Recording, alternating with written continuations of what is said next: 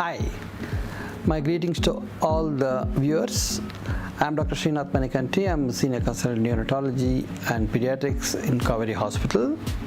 I have over 26 years of experience working in different countries, and in the next few minutes we are going to discuss about one common problem that majority of the parents actually face. Making children eat healthy, balanced diet is quite a challenge for parents. It has been there for many decades.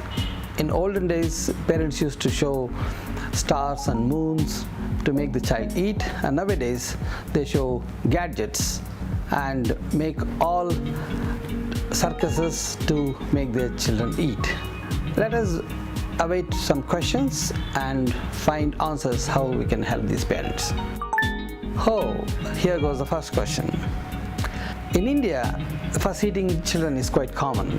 I worked in 4 different countries. In majority of those countries, they make the children independent very early on, and the parents believe that it is their job to give the food and it is the child has to eat.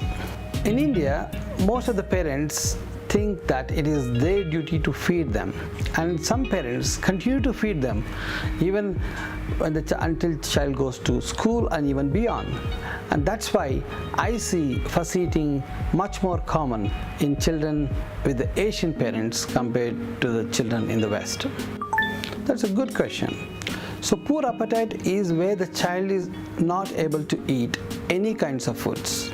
It could be a result of a child recovering from an illness or child undergoing any illness, and majority of these times the child's growth falters. However, fussy eating is where there is a selective eating. Most of these children are generally well and the weight doesn't suffer, and they're generally well-growing children but have very selective eating, and they have difficulty, the parents find difficulty to feed them with normal foods, but these children easily eat snacks when it is given to them. Yes, there are many medical conditions, some genetic conditions, or any children suffering from chronic illnesses, or any children who are hospitalized or recovering from an illness, or children suffering from anemia can have poor appetite, and majority of these children have faltered growth as well. So when the child doesn't eat, most of the parents actually get very much worried. However, one thing they need to remember is, if a child is growing well, and if the child is developing well, and if the child is not losing weight, if the child is only selective eating, then they should not actually worry too much unless the child starts losing weight or having any symptoms such as continuous diarrhea or vomiting, or child has less energy, not able to do normal routine activities. These are the things that you need to look for, and if any of these signs are there, then they have to consult the pediatrician. Fussy eating starts very early in life.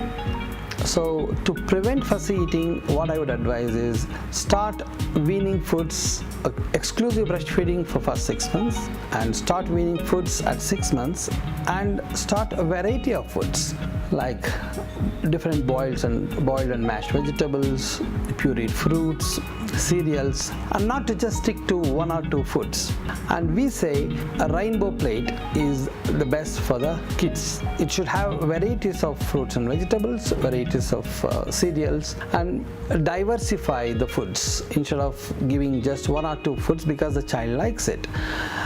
One thing parents need to remember when they're introducing new foods, it takes several attempts for the child to accept that food. It can take up to 10 to 15 attempts for them to develop the taste buds for that food. So they should not just offer the food the child eats, keep on trying to introduce different foods. By 12 months of age, I advise parents to introduce all the foods that they are supposed to eat after 1 year of age.